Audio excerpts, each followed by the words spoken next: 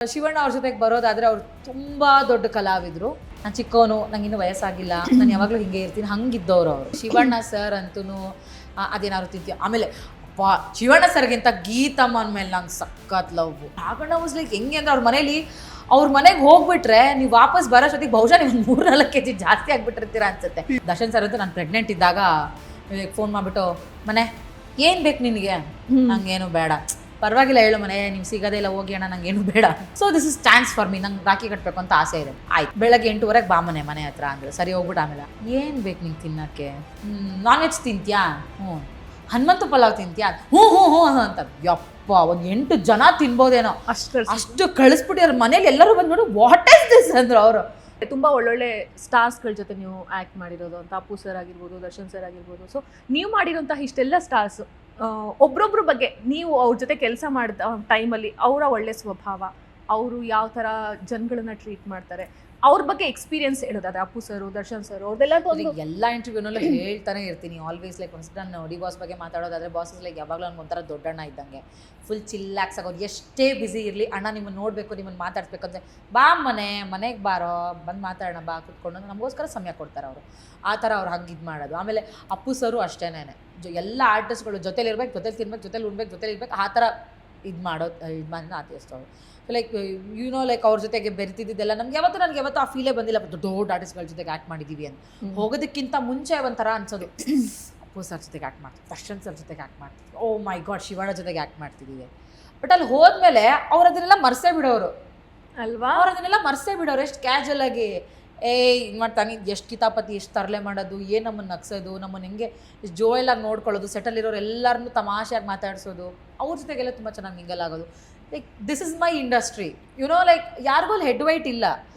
Touch wood, ನಮ್ಮ ಇಂಡಸ್ಟ್ರಿಲಿ ಯಾರಿಗೂ head white ಇಲ್ಲ ಸೋಫಾರ್. ನಾನು ಕೆಲಸ ಮಾಡಿದವ್ರ ಜೊತೆಗೆ ಎಲ್ಲರೂ ನಮ್ಮನ್ನು ತುಂಬ ಒಳ್ಳೆ ರೀತಿಯಲ್ಲಿ ಒಳ್ಳೆ ಸಿನಿಮಾಗಳನ್ನ ಕೊಟ್ಟಿದ್ದಾರೆ. ನಮ್ಗೆ ವಿ ಆರ್ ಬ್ಲೆಸ್ಡ್ ಅಷ್ಟೇ. ಆ್ಯಂಡ್ ಶಿವಣ್ಣ ಅವ್ರ ಜೊತೆಗೆ ಬರೋದಾದರೆ ಅವ್ರು ತುಂಬ ದೊಡ್ಡ ಕಲಾವಿದರು. ಬಟ್ ಆ ದೊಡ್ಡತನ ಅವ್ರು ಯಾವತ್ತೂ ಯಾರ ಮುಂದೆನೂ ಪ್ರದರ್ಶನ ಮಾಡಿಲ್ಲ. ನಾನು ಚಿಕ್ಕವನು, ನಂಗೆ ಇನ್ನೂ ವಯಸ್ಸಾಗಿಲ್ಲ, ನಾನು ಯಾವಾಗಲೂ ಹಿಂಗೆ ಇರ್ತೀನಿ, ಹಂಗಿದ್ದವ್ರು ಅವರು. ಹಾಗೆ ಇದ್ದಾರೆ ಇವತ್ತಿಗೂ ಅವರು. ನಂಗೆ ಹೆಂಗೆ ಕುಣಿತೀನಿ ಗೊತ್ತಾ, ನೀನು ಡ್ಯಾನ್ಸ್ ಹೆಂಗೆ ಮಾಡ್ತೀನಿ ಗೊತ್ತಾ ಅಂತ ಹಂಗೆಲ್ಲ ಇದು ಮಾಡೋರು. ಕರಟಕ ದಮನಕ ಸಿನಿಮಾದಲ್ಲಂತೂ ಪ್ರಭುದೇವ್ ಸರು, ಶಿವಣ್ಣ ಸರ್ ಅಂತೂ ನನ್ನನ್ನು ಇಷ್ಟು ಚೆನ್ನಾಗಿ ಟ್ರೀಟ್ ಮಾಡೋರು ಅಂದರೆ, ಬಿಕಾಸ್ ಐ ವಾಸ್ ಕ್ಯಾರಿಂಗ್ ಅಂತ, ಇಷ್ಟು ಚೆನ್ನಾಗಿ ಟ್ರೀಟ್ ಮಾಡೋರು ಅಂತ ಅಂದರೆ ಐ ಆಮ್ ಲಕ್ಕಿ. ನನ್ನ ಮಗಳು ಅವರೆಲ್ಲರದ್ದು ಆರೈಕೆ ತೊಗೊಂಡು ಹುಟ್ಟಿದಾಳಲ್ಲ ಅನ್ನೋದು ತುಂಬ ಖುಷಿ ಇದೆ ನನಗೆ, ತುಂಬ ತೃಪ್ತಿ ಇದೆ ನನಗೆ. ಸೋ ಸ್ಯಾಟಿಸ್ಫೈಡ್ ನಾನು ಅವ್ರಗಳ ಜೊತೆ ಕೆಲಸ ಮಾಡಿದ್ದೀನಿ ಅಂತ. ಶಿವಣ್ಣ ಸರ್ ಅಂತೂ ಅದೇನಾದ್ರು ತಿಂತೀವಿ. ಆಮೇಲೆ ಶಿವಣ್ಣ ಸರ್ಗಿಂತ ಗೀತಮ್ಮನ ಮೇಲೆ ನಂಗೆ ಸಖತ್ ಲವ್. ಏನೇನು ತಿಂಡಿಗಳು ಕೊಟ್ಟು ಕಳಿಸ್ತಾರೆ ಗೊತ್ತಾ ಸೆಟ್ಗೆ. ಅವ್ರಿಗೆ ಪೇಷನ್ಸ್ ಎಲ್ಲಿಂದ ಬರುತ್ತೆ ಗುರು? ಅಷ್ಟು ಜನರಿಗೆ ಅಷ್ಟೊಂದು ತಿಂಡಿಗಳು ಮಾಡಿ ಪ್ರತಿದಿನ ಏನೋ ಒಂದು ಡಿಫ್ರೆಂಟ್ ಆಗಿರೋ ಪೇಸ್ಟ್ರೀಸು, ಕುಕ್ಕೀಸು, ಏನಾದರೂ ಒಂದು. ಆ್ಯಂಡ್ ಅದು ಅವ್ರು ಅಭ್ಯಾಸ ಮಾಡಿಸ್ಬಿಟ್ಟು ನಾವು ಶಿವಣ್ಣನ ಶೂಟಿಂಗಿಗೆ ಇವತ್ತೇನು ಬರುತ್ತೆ ಹಂಗೆ ಆ ಪರಿಸ್ಥಿತಿಗೆ ತಂದುಬಿಟ್ಟಿದ್ರು ಗೀತಮ್ಮ. ಲೈಕ್ ನನಗಂತೂ ಕ್ರೇವಿಂಗ್ಸ್ ಸ್ಟಾರ್ಟ್ ಆಗಿಬಿಟ್ಟಿತ್ತು, ಏನು ಕೊಡ್ತಾರೋ ಏನೋ ಅಂತ. ಕೇಕು, ಆಮೇಲೆ ಅದೊಂದು ಚಿಕ್ಕ ಬಾಕ್ಸ್ಗಳಲ್ಲೆಲ್ಲ ಏನೇನೋ ಪೇಸ್ಟ್ರೀಸ್ ಥರ, ಅದೇನು ಹೇಳ್ತಾರೆ ನಂಗೆ ಡೆಸರ್ಟ್ಸ್ ಥರ ಎಲ್ಲ ಏನೇನೋ ರೆಡಿ ಮಾಡ್ಕೊಂಡು ಪ್ರತಿಯೊಬ್ರಿಗೂ, ಒಬ್ಬ ಕ್ಯಾಮ್ರಾಮ್ಯಾನಿಂದ ಹಿಡಿದು ಆರ್ಟಿಸ್ಟಿಂದ ಹಿಡಿದು ಎಲ್ಲರಿಗೂ ರೆಡಿ ಮಾಡಿ ತೊಗೊಂಡು ಬರೋ. ಅಲ್ಲ, ಅವ್ರ ಮನೇಲಿ ಅದೊಂದು ಯಾವಾಗ್ಲೂ ಇದೆ. ನಾವು ಹೋಗಿರ್ತೀವಲ್ಲ, ಎಷ್ಟು ವೆರೈಟೀಸ್ ಮಾಡಿಟ್ಟಿರ್ತಾರೆ ಗೊತ್ತಾ ನಮ್ಗೆಲ್ಲ ತಿನ್ನೋದಕ್ಕೆ. ನಂಗಂತೂ ಯು ಡೋಂಟ್ ಬಿಲೀವ್, ನಾನು ರಾಘಣ್ಣ ಅವ್ರ ಮನೆಗೆ ಹೋದಾಗ್ಲೂ ಅಷ್ಟೇ ಚೆನ್ನಾಗಿ ತಿನ್ಬೇಕು, ನಾನು ಅವ್ರ ಮನೆಗೆ ಹೋದ್ರೆ ನಾನು ಕೇಳೋದು ಇಲ್ಲ ನಂಗೆ ಅದು ಬೇಕು ಇದು ಬೇಕು ಅಂತ. ಹೋಗಿದ ತಕ್ಷಣ ಅಪ್ಪಾಜಿ ಚೆನ್ನಾಗಿದ್ದೀರಾ ಹಾಗೆ ಹೇಗೆ. ರಾಘಣ್ಣಗೆ ಹೇಗೆ ಅಂತಂದರೆ, ನೀನು ಗೊತ್ತಿ ಕಂದ ನೀನು ಚೆನ್ನಾಗಿ ಹಾಡ್ತೆ, ಇಬ್ಬರು ಹಾಡೋಣ, ಮೈಕೆಲ್ಲ ರೆಡಿ ಮಾಡಿಕೊಂಡು ಒಂದು ಇದ್ರ ಥರ ಮಾಡಿ ಒಂದಷ್ಟು ಸಾಂಗ್ಸ್ಗಳನ್ನ ರೆಡಿ ಮಾಡ್ಕೊಂಡು ಹಾಡೋಣ ಅಂತ. ಹಂಗೆ ಲೈಕ್ ನಾವು ಅನಂತು ವರ್ಸಸ್ ನುಸ್ರತ್ ಸಿನಿಮಾ ಮಾಡ್ತಿದ್ದೆ ವಿನಯ್ ಅಣ್ಣನ ಜೊತೆಗೆ. ಆವಾಗ ಆ ಟೈಮಲ್ಲಿ ರಾಘಣ್ಣ ವಾಸ್ ಲೈಕ್ ಹೆಂಗೆ ಅಂದರೆ ಅವ್ರ ಮನೆಗೆ ಹೋಗ್ಬಿಟ್ರೆ ನೀವು ವಾಪಸ್ ಬರೋ ಜೊತೆಗೆ ಬಹುಶಃ ನೀವು 3-4 kg ಜಾಸ್ತಿ ಆಗ್ಬಿಟ್ಟಿರ್ತೀರಾ ಅನ್ಸುತ್ತೆ. ತಿಂತಾನೆ ಇರಬೇಕು. ನಂಗೆ ಅವ್ರ ಮನೆಗೆ ತಿನ್ನೋಕ್ಕೆ ಇಷ್ಟ. ಅಡುಗೆ ಮನೆಗೆ ಹೋಗಿ ಈ ಬಿಸ್ಕೆಟ್ ತಿಂತ್ಯಾ, ಇದು ಕುಕ್ಕಿ ಚೆನ್ನಾಗಿರುತ್ತೆ, ಈ ಕೇಕ್ ಚೆನ್ನಾಗಿರುತ್ತೆ, ತಿನ್ನು, ಮಜ್ಜಿಗೆ ಕುಡಿ, ಹಾಲು ಕುಡಿ, ಬಾದಾಮಿ ಹಾಲು, ಆ ಕುಕ್ಕೀಸು ಈ ಕುಕ್ಕೀಸು, ನಾನ್ ವೆಜ್ಜು ಎಲ್ಲ ತಿಂದು ನನಗಂತೂ ಈಗ ಯಾರ್ದಾದ್ರೂ ಮನೆಗೆ ಹೋಗ್ಬಿಟ್ರೆ ಸ್ಟಾರ್ಟ್ ವೇಟಿಂಗ್, ತಿನ್ನೋಕ್ಕೇನು ಕೊಡೋಲ್ಲ, ಚೀಪ್ ಅನ್ಸತ್ತೆ. ಆ ಥರ ಅವ್ರ ಮನೆಗಳಿಗೆಲ್ಲ ಶಿವಣ್ಣನ ಮನೆಗೆ ಹೋದ್ರು ಹಾಗೆ ಟ್ರೀಟ್ ಮಾಡ್ತಾರೆ. ಇದಕ್ಕೆ ಏನಾದರೂ ತಿನ್ಬೇಕು, ಕಂಪಲ್ಸರಿ ತಿನ್ಬೇಕು ಏನಾದರೂ. ಆಮೇಲೆ ಪುನೀತ್ ಸರ್ ಅಂತೂ ಯಾವ ಜಾಗದಲ್ಲಿ ಏನು ತಿನ್ನೋಕೆ ಫೇಮಸ್ ಪ್ರತಿಯೊಂದು ಗೊತ್ತು ಅವ್ರಿಗೆ. ಆಮೇಲೆ ಎಷ್ಟು ಸುತ್ತಿರ್ಬೋದು ದೇಶ ಇವರು ಗುರು ಅಂತ, ಹಂಗೆ ಆ ಥರ ಪ್ರತಿಯೊಂದು ಹೇಳೋರು.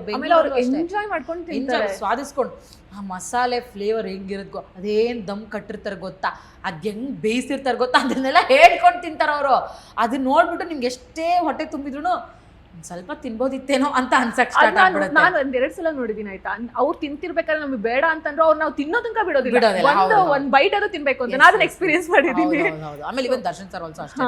ದರ್ಶನ್ ಸರ್ ಅಂತೂ ನಾನು ಪ್ರೆಗ್ನೆಂಟ್ ಇದ್ದಾಗ ಫೋನ್ ಮಾಡ್ಬಿಟ್ಟು, ಮನೆ ಏನ್ ಬೇಕು ನಿನಗೆ, ನಂಗೇನು ಬೇಡ, ಪರವಾಗಿಲ್ಲ ಹೇಳು ಮನೆ, ನೀವು ಸಿಗೋದೇ ಇಲ್ಲ, ಹೋಗಿ ಅಣ್ಣ ನಂಗೇನು ಬೇಡ. ನಂಗೆ ಅವ್ರಿಗೆ ರಾಖಿ ಪ್ರತಿ ವರ್ಷ ರಾಖಿ ಕಟ್ಟೋದು ಆಗ್ತಾನೆ ಇರಲಿಲ್ಲ. ಈ ವರ್ಷ ಪ್ರೆಗ್ನೆಂಟ್ ಅಲ್ವಾ, so this is chance for me, ನಂಗೆ ರಾಖಿ ಕಟ್ಟಬೇಕು ಅಂತ ಆಸೆ ಇದೆ. ಆಯ್ತು, ಬೆಳಗ್ಗೆ 8:00 ಬಾ ಮನೆ ಹತ್ರ ಅಂದ್ರೆ ಸರಿ ಹೋಗ್ಬಿಟ್ಟು ಆಮೇಲೆ ಕುತ್ಕೊಂಡು ಕೇಳಿದ್ರು. ಆ ಫೋಟೋ ಎಲ್ಲ ಶೇರ್ ಮಾಡ್ಕೊಂಡಿದ್ದೆ ನಾನು ಇನ್ಸ್ಟಾಗ್ರಾಮಲ್ಲಿ. ಕುತ್ಕೊಂಡು ಏನು ಬೇಕು ನಿಂಗೆ ತಿನ್ನೋಕ್ಕೆ, ನಾನು ಹಿಂಗೆ ಯೋಚನೆ ಮಾಡ್ಬಿಟ್ಟು ಏನು ಕೇಳೋದು ತಿನ್ನೋಕ್ಕೆ, ಎಷ್ಟೊಂದಿದೆ, ಅದ್ರಲ್ಲಿ ಯಾವ್ದು ಕೇಳಲಿ ಇವ್ರ ಹತ್ರ. ನಾನ್ ವೆಜ್ ತಿಂತ್ಯಾ, ಹ್ಞೂ. ಹನುಮಂತು ಪಲಾವ್ ತಿಂತ್ಯಾ, ಹ್ಞೂ ಹ್ಞೂ ಹ್ಞೂ ಅಂತ. ಯಪ್ಪ, ಒಂದು 8 ಜನ ತಿನ್ಬೋದೇನೋ, ಅಷ್ಟು ಕಳಿಸ್ಬಿಟ್ಟಿವ್ರು. ಮನೇಲಿ ಎಲ್ಲರೂ ಬಂದ್ಬಿಟ್ಟು ವಾಟ್ ಇಸ್ ದಿಸ್ ಅಂದ್ರು ಅವರು. ದರ್ಶನ್ ಸರ್ ಕೊಟ್ಕೊಳ್ಳ, 3 ದಿನ ನಮ್ಮಲ್ಲಿ ಅಡುಗೆನೇ ಮಾಡೋದು ಬೇಡ, ಹಾಗೆ ತಿಂದು ಸಾಕಾಗೋಗ್ಬಿಟ್ಟಿತ್ತು. ಆ ಥರ ತಿನ್ನೋಕೆ ಕಳಿಸಿದ್ದಾರೆ. ಫುಲ್ ಫಿಲ್ಡ್ ಗಂಟ್ವರೆಗೂ ತಿಂದಿದ್ದೀನಿ ಅವತ್ತಂತೂ ನಾನು. ಹಿಂಗೆ ತಿನ್ನಕ್ಕೆ ಹಾಕಿದ್ರೆ ಆ ಥರ ತಿನ್ಸೋದು ಅವರು.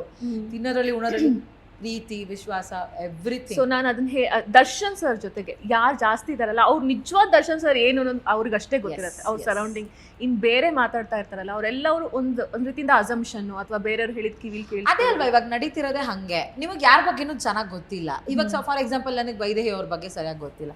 1-2 ಸರಿ ಮಾತಾಡಿರ್ತೀವಿ ಅಷ್ಟೇ ನಾವು. ನಿಮ್ಮ ಫೋಟೋನ ನೋಡ್ಬಿಟ್ಟು ನೋಡು ಏನು ಬಟ್ಟೆ ಹಾಕಿದ್ದಾಳೆ, ಫುಲ್ ಎಕ್ಸ್ಪೋಸಿಂಗ್ ಅಲ್ವಾ ಅವಳು ವೈದೇಹಿ, ಸೊಂಟ ಎಲ್ಲ ಕಾಣಿಸ್ಕೊಳಂಗೆ.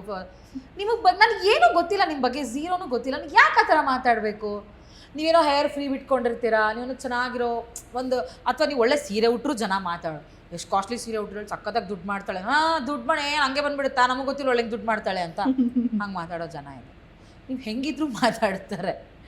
ಸೊ ಗೊತ್ತಿಲ್ಲದಿರೋರ ಬಗ್ಗೆ, ಇವಾಗ ನಮ್ಗೆ ಯಾರ ಬಗ್ಗೆ ಗೊತ್ತಿಲ್ವೋ ಅವ್ರ ಬಗ್ಗೆನೇ ನಾವು ಜಾಸ್ತಿ ಮಾತಾಡೋದು.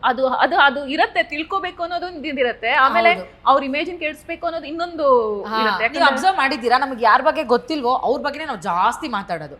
ಈಗ ನಂಗೆ ದರ್ಶನ್ ಸರ್ ಬಗ್ಗೆ ಗೊತ್ತು, ನಾನು ಜಾಸ್ತಿ ಮಾತಾಡೋಕ್ಕಾಗಲ್ಲ. ನಾನು ಏನು ಮಾತಾಡ್ಬೋದು? ದರ್ಶನ್ ಸರ್ ತುಂಬಾ ಒಳ್ಳೆಯವರು, ನಮ್ಮನ್ನೆಲ್ಲ ತುಂಬಾ ತಂಗಿ ಥರ ಮಗಳ ಥರ ಹಾಗೆಲ್ಲ ಚೆನ್ನಾಗಿ ನೋಡ್ಕೋತಾರೆ. ನಾವು ಹೋದಾಗೆಲ್ಲ ಚೆನ್ನಾಗಿ ಖರ್ಚು ಮಾಡಿ ನಮ್ಗೆ ತಿನ್ನಿಸ್ತಾರೆ, ಉಣಿಸ್ತಾರೆ.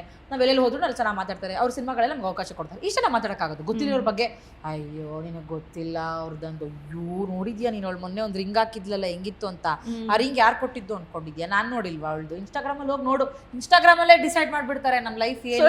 ಸೋಷಿಯಲ್ ಮೀಡಿಯಾದಲ್ಲೇ ಸಾರಿ ಹಂಗ ಓಕೆ ಸೋಷಿಯಲ್ ಮೀಡಿಯಾದಲ್ಲೇ ಡಿಸೈಡ್ ಮಾಡ್ಬಿಡ್ತಾರೆ. ನಾವು ಹಾಕೋ ಸ್ಟೋರೀಸು ಸ್ಟೇಟಸ್ ಎಲ್ಲ ನೋಡ್ಬಿಟ್ಟು ಇವ್ರು ಹಂಗೆ ಫಿಕ್ಸು. ಮನುಷ್ಯನ ಜೊತೆಗೆ ಬೆರೆಯಲ್ಲ, ಮಾತಾಡಲ್ಲ. ಫಸ್ಟ್ ಆಫ್ ಆಲ್ ಆ ಫೋನ್ ಬಿಟ್ಟು ಹೊರಗಡೆನೆ ಬರಲ್ಲ. ಏನ್ ಗೊತ್ತು ನಿಮ್ಗೆ ಮನುಷ್ಯನ ಬಗ್ಗೆ ಎಷ್ಟು ಕಾನ್ಫಿಡೆಂಟ್ ಆಗಿ ಮಾತಾಡ್ತಿರಲ್ಲ? ಅದು ಮೈ ಕ್ವೆಶ್ಚನ್. ಅದು ಆ್ಯಕ್ಚುಲಿ ನಾನು ಯಾವಾಗಲೂ ಕೇಳ್ತಾ ಇರ್ತೀನಿ, ಹೆಂಗ್ ಗುರು ಮಾತಾಡ್ತೀಯಾನೆ ಒಬ್ರ ಬಗ್ಗೆ ಗೊತ್ತಿಲ್ಲದಲ್ಲೇ? ಅದು ಹೆಂಗೆ ಮಾತಾಡೋಕ್ಕೆ ಸಾಧ್ಯ ಅಷ್ಟು ಕಾನ್ಫಿಡೆಂಟ್ ಆಗಿ? ಅವ್ರು ಕೇಳಿಸ್ಕೊಂಡ್ರೆ ಕೆರ ತೊಗೊಂಡು ಹೊಡಿತಾರೆ ಅನ್ನೋದು ಗೊತ್ತಿರಲ್ವಾ ನಿಮಗೆ? I am sorry may be ಅಲ್ಲ, ಅದಷ್ಟು ಮಾತ್ರ ಭಯ ಬರ್ತಿರಲ್ವ ಮನುಷ್ಯಗೆ? ಹೆಂಗೆ ಮಾತಾಡ್ತೀರ ನೀವು? ಸೋ ಚೀಪ್ ಅನ್ಸತ್ತಪ್ಪ ನನಗೆ. ಎಲ್ಲ ಕಡೆಯಿಂದನೂ ಐ ಮೀನ್ ಒಳ್ಳೆ ಹೆಸರು ಪಡ್ಕೊಂಡಿರುವಂಥದ್ದು. ಇವಾಗ ಹೆಂಗಿರತ್ತೆ ಅಂತಂದರೆ, ಒಂದು ಸ್ಟೆಪ್ ಮುಂದೆ ಹೋಗಬೇಕು.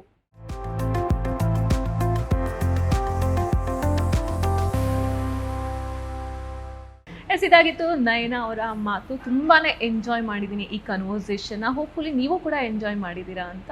ಸೊ ಇಷ್ಟವಾಗಿದ್ದರೆ ಈ ವಿಡಿಯೋನ ಲೈಕ್ ಮಾಡಿ, ಕಮೆಂಟ್ ಮಾಡಿ ಮತ್ತು ಶೇರ್ ಮಾಡಿ. ಹಾಗೆ ವಿಶ್ವವಾಣಿ ಸ್ಪೆಷಲ್ ಯೂಟ್ಯೂಬ್ ಚಾನಲ್ನ ಸಬ್ಸ್ಕ್ರೈಬ್ ಮಾಡಿ. Thank you.